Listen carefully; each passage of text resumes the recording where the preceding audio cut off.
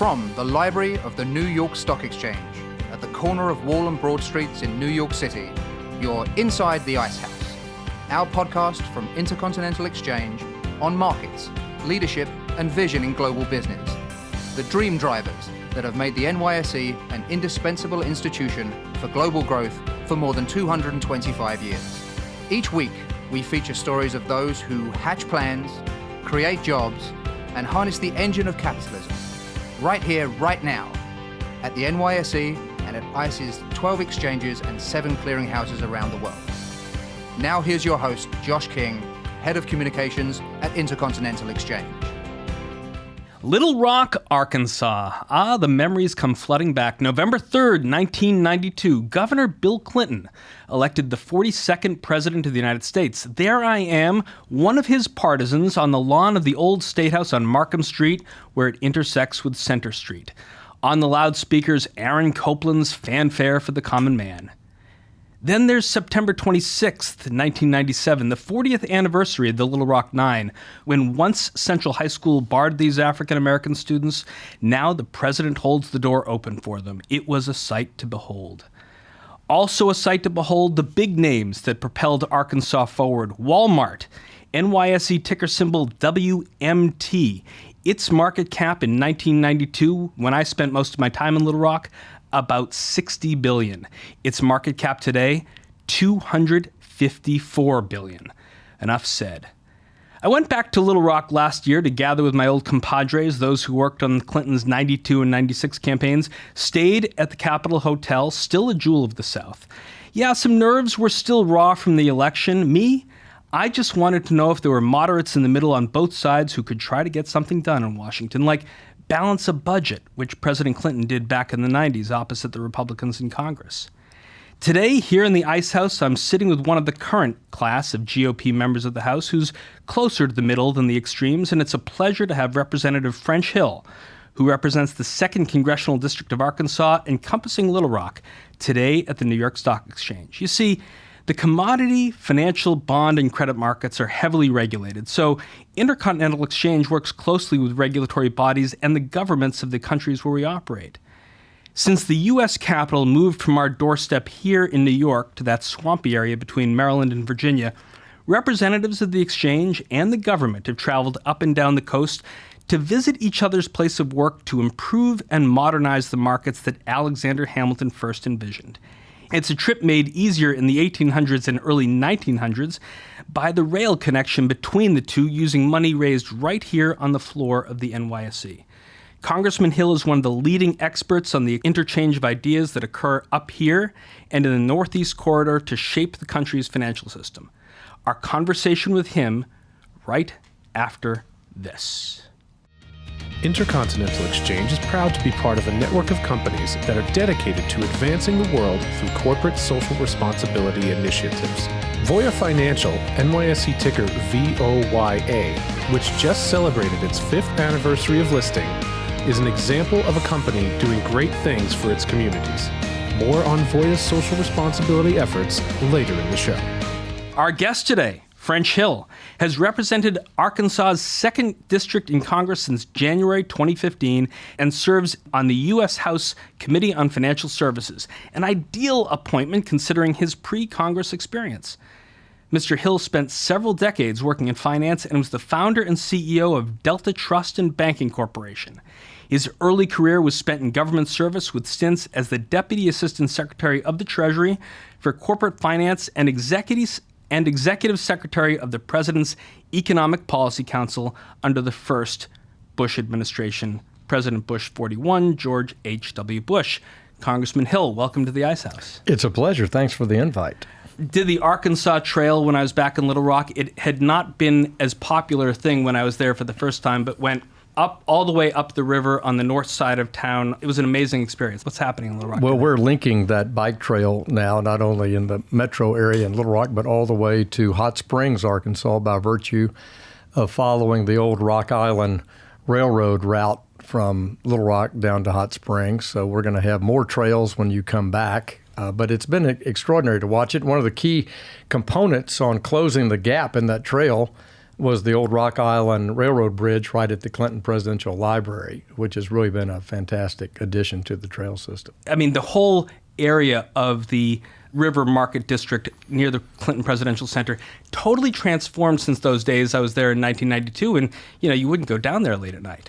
No, it was very controversial when President Clinton and the city fathers selected that site. It was a brownfield site. It was an old rail yard. The famous Rock Island building that was left there, the Choctaw Route, had been a spaghetti warehouse in the days before, through the 1980s and early 1990s. But I would estimate that well over $1 billion has now been invested in that area immediately to the Clinton Presidential Library. You've had Heifer International move their headquarters there. And now it's really an emerging dining and office establishment in what is now called the East Village. We've had several major relocations there, including our largest charter school has put their elementary and middle school campus just a stone's throw from the Presidential Library. On the west side, though, there's still Doe's Eat Place. It's still a popular joint? Doe's Eats is a popular spot, and there are many pictures of you and your colleagues celebrating the work of 1992, and the food's still great. I remember it well. So, Congressman Hill, I think it's got to be 60 years since the opening of Little Rock Central High School, and I was reflecting on that moment 40 years later when I was there with President Clinton when he opened the door for the Little Rock Nine. What happened here changed the course of our country forever. Like Independence Hall, where we first embraced the idea that God created us all equal.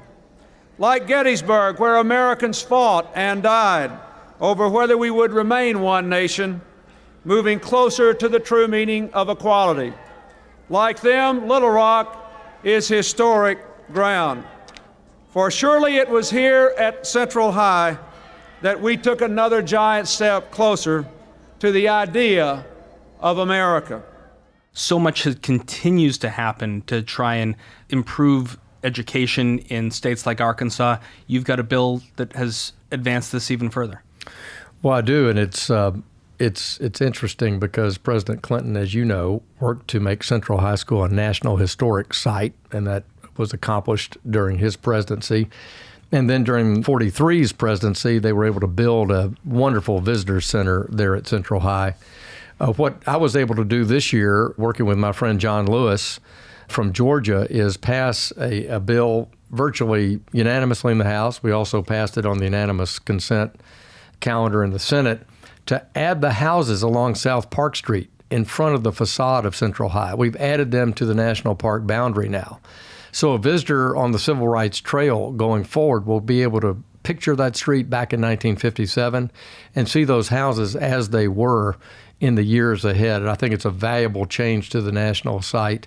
And I was proud to work with an iconic member of the civil rights movement and a great member of Congress and a good friend of mine, John Lewis, on that bill. Have you been up to the New York Stock Exchange before? You know, I have. When I worked for the Senate Banking Committee early in my career, I worked for a senator from Texas named John Tower. And in that process, I came to the exchange for a classic tour back in 1983, probably.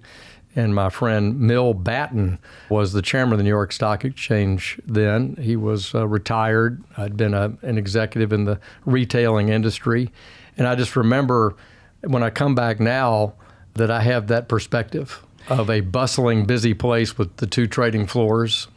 You just had an opportunity to speak with the current president of the New York Stock Exchange, Stacey Cunningham, in her job now, maybe all of 2 months. Your contrast between those visits back to visit Mill Batten and the way Stacey and this exchange operates today? Well, obviously electronics, technology is the difference. But the unifier is that New York and the New York Stock Exchange is still the epicenter of not only capitalism, but a fair, equitable, and liquid market for people to transact their business with corporate America. It's still the iconic place it was in 1792, but the change now is no doubt its technology. What led you originally to Vanderbilt University? Well, I went to a boys' high school in Little Rock Catholic High School, and my mother is deceased, but she was a Virginian, and she wanted me very much to go to Washington and Lee University in Virginia. And I reminded her that it was all men. and at that time, and that I was going to a co-ed university. And so Vanderbilt was high on my list. It was co-ed. It had high academic standards, and I'll never forget visiting in 1973 or 74 on Halloween night, and they had a pumpkin on the top of Cornelius's Vanderbilt's head, and I thought, man, this is my kind of college campus. That's why I headed to Vanderbilt. I loved it. It was a great experience. Vandy and the Razorbacks both have great college baseball programs. They're not shy about making their way to Omaha for the College World Series. Are you conflicted when they're both vying for the College World Series title? Definitely conflicted, and it was such a heartbreaker in the last few days to watch Arkansas struggle. And it just, they've worked so hard. They have such a great team, and so many of their talented players are now signing across professional baseball. So they'll be back. I have no doubt they'll be back. After Vanderbilt, for you, Congressman Hill, you worked at an NYSE company for 3 years, and then, as you said, worked for Senator Tower on the Senate Banking Committee. At that point in your career, were you more interested in politics working for Tower or economic policy? You know, it was really economic policy. My goal when I was a teenager, I've worked, I guess, every spare moment I've had since I was about 13 years old, and I've always wanted to be in business. So it was the chance to see economic policy put in place for somebody as respected as John Tower. I was working in Dallas, Texas for a New York Stock Exchange company then, First International Bankshares, symbol FIB, now part of Bank America. And it was that chance to take what I'd learned in those 3 years of working in Texas and work at a higher level in the public policy arena. And then in 1989, you were appointed to the Treasury Department, had a unique role at the end of the Cold War under President Bush, assisting the former Soviet bloc countries in Central Europe setting up their banking and capital market systems. Were you building them from the ground up or reforming what was existing there? Was it a complete build-up job? Boy, it's a good question. So as the Berlin Wall came down, my principal task was hiring U.S. business people, U.S. lawyers, U.S. bankers, and embedding them at the finance ministries in Warsaw, Budapest, Prague, Sofia, Bulgaria, and all the aspects of the breaking up of Yugoslavia. But it was to have them help perform the rule of law. How do we design private property? How do we design the rule of law? How do we put in place a stock market rule? The law, the regulations. And we did all that in the central banks and in the finance ministries, and also helped get the talent to put what is now the Warsaw Stock Exchange put in place. At the White House, President Bush is on TV as the Berlin Wall is coming down. All the anchors are there. From ABC, this is World News Tonight with Peter Jennings. Reporting tonight from Berlin. From the Berlin Wall specifically, take a look at them. They've been there since last night. They are here in the thousands. They are here in the tens of thousands. Occasionally they shout, Die Mauer muss weg, the wall must go. Thousands and thousands of West Germans come to make the point that the wall has suddenly become irrelevant. Something, as you can see, almost to party on. How do you measure such an astonishing moment in history? At Treasury, Secretary Brady must have been pulling together his best and brightest people like you and say, you know, the walls come down, the pictures are made, but now the hard work begins. Well, it was a fascinating time because President Bush was constantly berated on both sides. He had to walk a delicate balance between Mikhail Gorbachev's glasnost and perestroika movement and Helmut Kohl and his position in Europe. Are we going to unify Germany or not? And it was a very fine line. And the United States was not going to put up all the financial resources for the rebuilding of these countries. And so we also had to collaborate with our partners in Europe. So we took very modest resources in the private sector and in the public sector, as I say, to provide these basic law changes. We also set up the Hungarian and the Polish American Enterprise Funds, which continue to this day, that were a way to contribute equity capital into those two very promising markets, which I think we've now looked back on 25 years with just remarkable, the success in Prague and Budapest and Warsaw since the Berlin Wall's collapse. As President Trump heads across the Atlantic this week to the NATO summit, Senator Kay Bailey Hutchinson, our ambassador at NATO, is waiting there to greet him on the tarmac. certainly a lot of tensions the last time he got together with NATO leaders.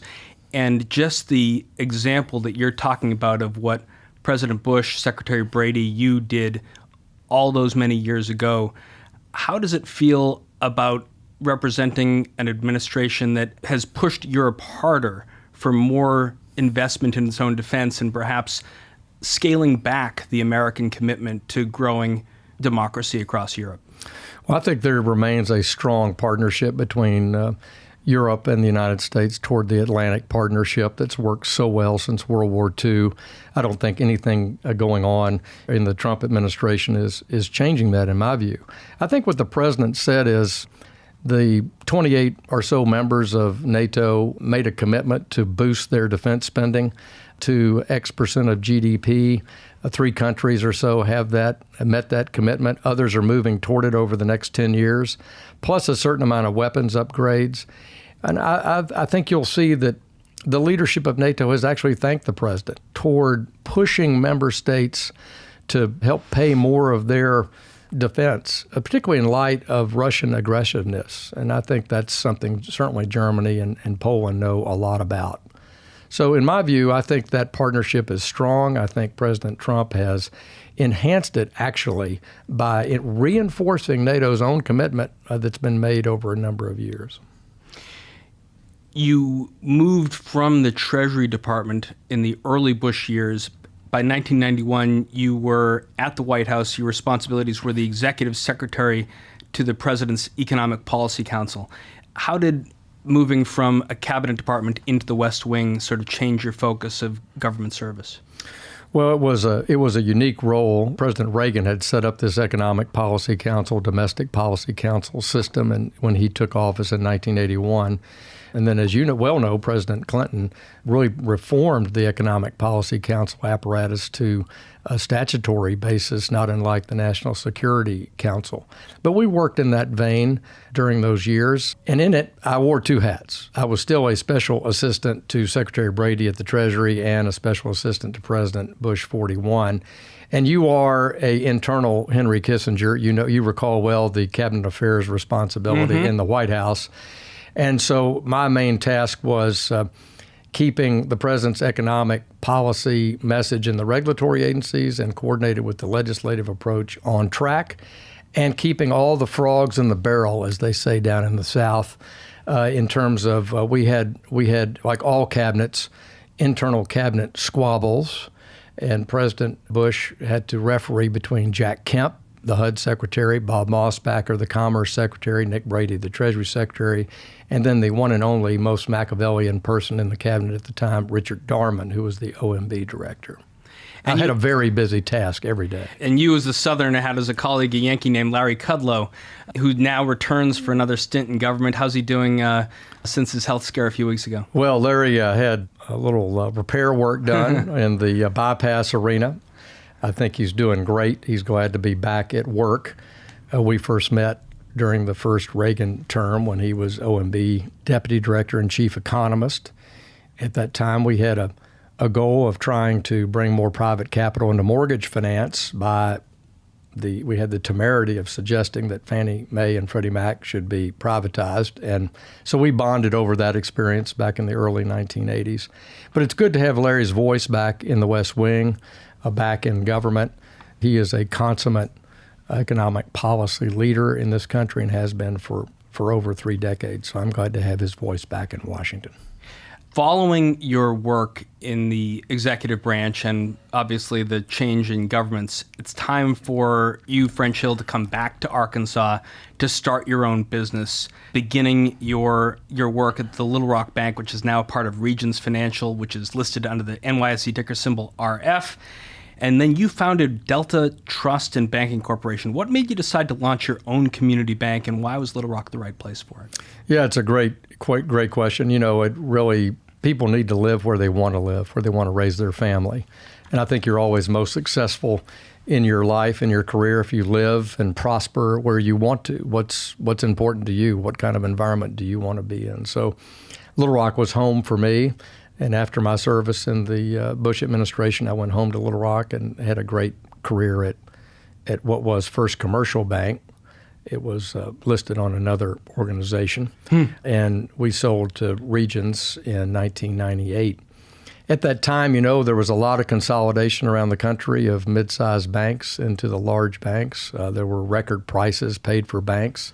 When Regions Financial bought First Commercial at the time in 1998, it was the highest price paid as a multiple of book value, 4.2 times book for our company. So at that time, I had a special interest in wealth management and trust administration and the whole trust business, and that had terribly consolidated in Arkansas and around the Southwest. So the idea behind Delta Trust was to have a community bank charter, but have a specialty niche in investment banking and trust management and trust planning and estate work. And that's what we did. We headquartered in Little Rock, but we had accounts in all 50 states, and we had customers, investment and trust customers in over 30 different states. Your time at Delta Trust coincided, Congressman, with one of the most transformative periods for finance in U.S. history as the financial markets became increasingly technology-driven. That's a lot of what you're focusing on today at the New York Stock Exchange. Were you paying close attention to how policymakers were adapting to changes, and how did they do? Well, it was a transitional period. I mean, we went from, there were probably 100 exchange-traded funds in 1999 when I started Delta Trust, and now we have, several thousand. And that's an example of the change in the wealth management business and the impact on price discovery and what we do here at the exchange. Likewise, we had new ways to communicate with customers, and we had new threats, cybersecurity threat. We had a change in the AML-BSA rules significantly, particularly after 9/11, and all that was coming to fruition. And I think all financial institutions, whether the brokerage industry, the exchanges, or the banks, had to reassess their scale and how to make that investment to be able to cope with these global trends and technology change. In the very seat that you're sitting a few weeks ago, we had another former White House aide turned private sector leader, David Rubenstein. He leaves the Carter administration. He recruits into Carlisle some members of the Bush administration to work for him, and he never looks back. You sound like you are going to live the dream, live the life in Little Rock, Arkansas, building a career in banking, and then you say, boy, it's time to get back to Washington. Why was that? Well, I have always enjoyed public service. I've admired it since I was probably 10 or 11 years old when I volunteered in Winthrop Rockefeller's first campaign to reform Arkansas back in the late 1960s. And so this is my third tour in public service. I believe the value of it. I think it's very important for people to leave their home and hearth and serve in public life, whether it's on a school board or a city council or even to serve in Congress. I think it's an important obligation that we all have as citizens of our country. So at midlife, having achieved a principal objective of mine since I was that teenager I told you about, I started my own business. I didn't hit the date that I'd promised myself, which was before age 40. I was 42 when I started Delta Trust. But, I'd accomplished that goal. And with the support of my family, I decided to re-enter public life. And it so happened that the congressional seat in Little Rock was an open seat, and I decided to run for it and have really enjoyed the past 3.5 years representing the people of Central Arkansas. It's a humbling experience. It's certainly the most humbling job I believe I've ever had. It's the most different job I've ever had in my career, but I wouldn't trade it. It's really been a great way to intersect of my love of people, love of public service, love of public policy, and history. It all comes to play when you serve in the people's house. And it's a humbling experience because I'm the 11th person, since Arkansas became a state in 1836 to serve in the House representing Little Rock. I want to get into your campaign and then your 3.5 years in Congress and where you see Congress today right after a break. Voya is committed to educating Americans about the importance of planning, investing, and protecting their savings through financial wellness and resilience programs. Beginning at childhood and progressing through retirement, Voya provides programs that engage individuals and families across their entire life cycle.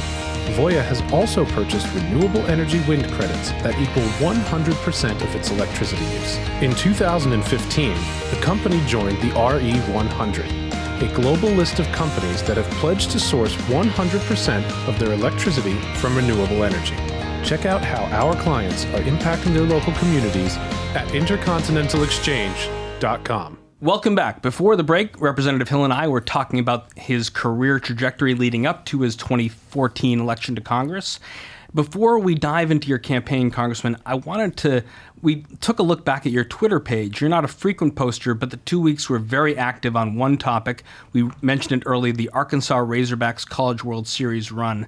Anything else sort of inspire you to go to social media to talk about what's happening in the state and the local activities? Well, I think social media is an essential way to communicate with all of our citizens. Twitter particularly is a lot of fun. It's a great way to share information and celebrate. In fact, one of the best things about it, I think, is the celebration, particularly in sports. I like to follow the Razorbacks, and it's fun to watch all the comments flow during the game. So that's a big part of it. Your connection with your constituents is sort of immediate in this way, and I'm sure in your ability to get back to your district every weekend, you come face to face with people who put you in office.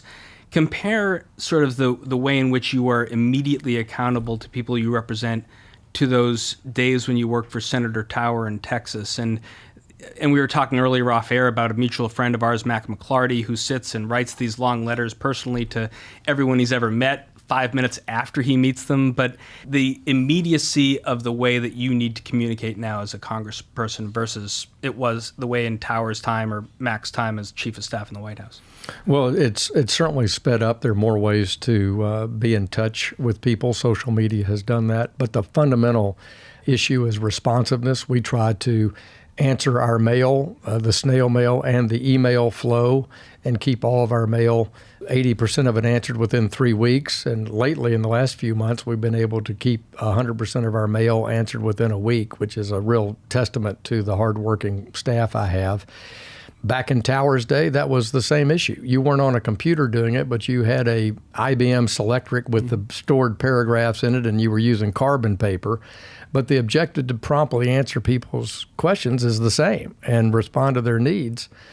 I think the challenge in social media is that a post is not necessarily contacting a member of Congress. And I think this is a challenge for private business, too. If you're selling cereal or soap, and I post on your Facebook page, have I contacted that company? Have I given them feedback? And I think this is a real challenge for communicating with consumers and with constituents. So we encourage people to reach us any way they want to, by fax or by the website at hill.house.gov or by social media. But again, this unifying word, technology, has changed, but that contact with the citizens and their ability to reach out to touch their member of Congress or senator is undenied. That 2014 campaign, as you said, you were starting a third stint of government service, aspiring to move back to Washington. You strike a very unique kind of image on the campaign trail. I want to hear one of the ads that was made in support of your campaign. My dad's been driving Old Blue since before I was born. He watches every penny. It's embarrassing. But that's why he'll be a good congressman. You still have Old Blue? I do still have Old Blue. No one will ride in it with me because in the heat of the summer, the air conditioner is intermittent.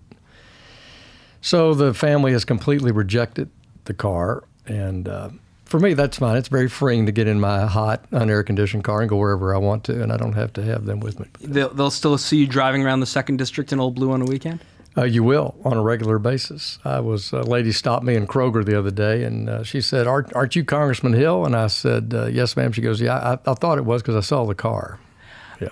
I live up on the weekends on New York 19, the 19th Congressional District, and I have a friend who'd love to run for that seat. I think if I ever ran for it, I would take my 1983 Jeep CJ7 with no air conditioning and do the same thing as you did. It's a thing of beauty. What were the key differentiators for you in that 2014 campaign? I mean, certainly your thriftiness, your the way you sort of made sure you watched every buck going in and out of the family's bank account was sort of the meta theme of and the way you've run your businesses. But what did your victory really turn on in 14? Well, I think it was experience and common sense and bringing a sense of solutions to the job and being accessible. I'd been a chamber chairman. I'd been president of the local Rotary Club. I'd helped start a lot of businesses, both as an investor as well as a commercial banker. So it was about caring about the community, but I really think the issue was business, common sense, solutions, has a sense of economic policy experience that is needed in Washington. And I think that's what the campaign turned on. I'd run against a longtime good guy, a nice friend of mine, career politician who'd been a local mayor in that race. And so I believe sincerely that it was my business experience and my economic policy experience, and then my hard work at starting businesses and helping businesses that was the turning point. The Arkansas Republican Party has a lot of icons, and you've met a lot of people along the way in business and in politics. Who was the sort of kitchen cabinet and the people you said, I really need your advice and help as I think about how I'm going to return to Washington?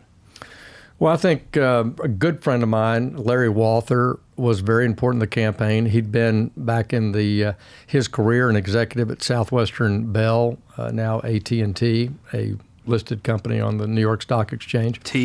And Larry had retired, and we had first met. He was a loaned executive under the Lyndon Johnson Loaned Executive Program at the U.S. Treasury in 1990 is how we met each other.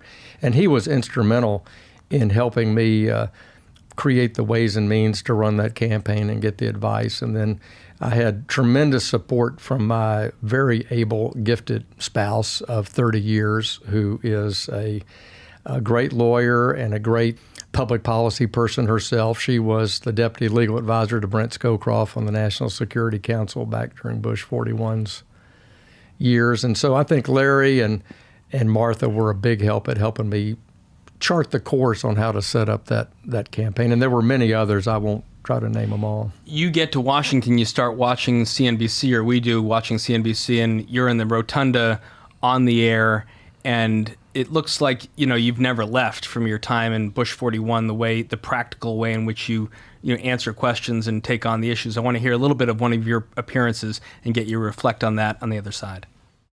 That's right. Joining us now in an exclusive interview, Representative French Hill, a Republican from Arkansas, a member of the House Committee on Financial Services, and founder and former CEO of a community bank. Representative Maxine Waters, let's begin here, sir. Asked Yellen today about lessening the regulatory burden on community banks. So, Congressman, I guess the question is there some sort of quid pro quo negotiation going on, less regulation of smallest banks in exchange for overall changes to Dodd-Frank? Well, let me say this by saying that every member of Congress, Democrat and Republican, has great community banks in their hometown. They're all hearing about the negative impact of Dodd-Frank on their ability to serve customers at competitive prices. Did it fit like an old glove when you're now have the camera on you and you're answering questions about your role on the committee versus your early days behind the scenes as a staffer? It did. It's been comfortable to come back to topics that I love, which are economic policy, financial regulatory policy. Try to use my experience of 35 years, both in the private sector and the public sector, to craft solutions that are not political. They're just sensible. And I think that's what Washington needs. Washington's hungry for it. Members in the House on both sides, I think, look for that, whether we're talking about conservation and natural resources policy or we're talking about financial regulatory policy. This splintering to the fringes of the two parties, which has happened over a long period of time, is destructive to finding that common ground and moving the country forward. A litmus test for everyone who votes in a legislative body should be, is the proposal before us. It's the best proposal that could be crafted. It's not the best. It's the best one that could be crafted. And among all the choices, does it improve current law and move the ball down the field towards a better economy, a better tax structure, a better natural resources structure, whatever the topic is? And if the answer is yes, then that you should gather around that and move move forward. And I think that's what the American people are looking for. Are there members across the aisle on the House Committee on Financial Services, people that you enjoy working with? Are there a few that you think can really cobble a coalition together in the middle? Oh, absolutely. This committee has got some real talent on it. Legal talent, financial talent, entrepreneurial talent. And I've enjoyed working with my friend Bill Foster from Illinois on a number of matters. He's a scientist. He brings that point of view to the Congress. We've had a number of bipartisan successes. And also my good friend from Colorado, Mr. Perlmutter. My good friend Governor Carney from Delaware, when he was on the committee, he and I collaborated quite a bit. So, you know, in D.C., to go narrow is to maintain that bipartisan focus. When you use the word comprehensive, or you try to get too much in one direction or not, you begin to have people on those fringes peel off. And that's the problem of trying to do too much sometimes. But you can reach consensus on a more narrow solution to a task. You ought to take it and move on and come back and fight again another day sometimes. And so we have passed, we've had over 100 bills, more than that, maybe 150 bills signed into law by President Trump in this Congress alone. At least a third of those would be in the Financial Services Committee, I'm sure. And they were all quite bipartisan. If you could aspire to do 2 or 3 big things on that committee before the midterm elections, what would they be to get the next big things done? Well, we have some obligations. We need to get a flood reform done. We have a flood insurance program in this country that goes back to NFIP goes back to 1968. We don't have an earthquake program, but we have a federal flood program. And there's private alternatives to that program, and it needs to be reformed for fiscal purposes. It's got nearly a $30 billion embedded deficit in that program. And so that's high on my list to do before the midterm, is to get flood insurance reforms made and get that program reauthorized. And then we hope with the Senate to have a capital markets bill that we collaborate on between Chairman Hensarling and Chairman Crapo in the Senate, that we hope to move before the midterm elections as well, to boost capital formation and make it easier for entrepreneurs in this country to raise capital for their company and ultimately have the greatest honor in the world, which is to list it on an internationally recognized exchange like the NYSE. I mean, topics, Congressman Hill, like lit exchanges versus dark pools or the exchange facility bill, they don't necessarily translate into things that are top of mind as you approach a midterm election. But how do you explain to your constituents that complicated financial legislation will affect their day-to-day experience in Little Rock? I think it's a big challenge in financial services to make that connection sometimes. One of the greatest members of the House in its history, John Paul Hammerschmidt of Northwest Arkansas, was elected back in 1964. He was a colleague of George H.W. Bush's when they were both elected the same year to the House. John Paul always said you need to have a things committee and a people committee. And for him, the People Committee were veterans, and the Things Committee for him was highways and transportation. So you have to take something complicated like financial regulatory policy, monetary policy, trade policy, and connect it back to the working people of this country. And to me, it's about capital formation, access to capital, the cost of that capital, and the ease in which it flows to families trying to borrow the money for their first home or their first car, or for that emerging business that wants to do what every entrepreneur wants to do, which is to grow that business and have a great financial success.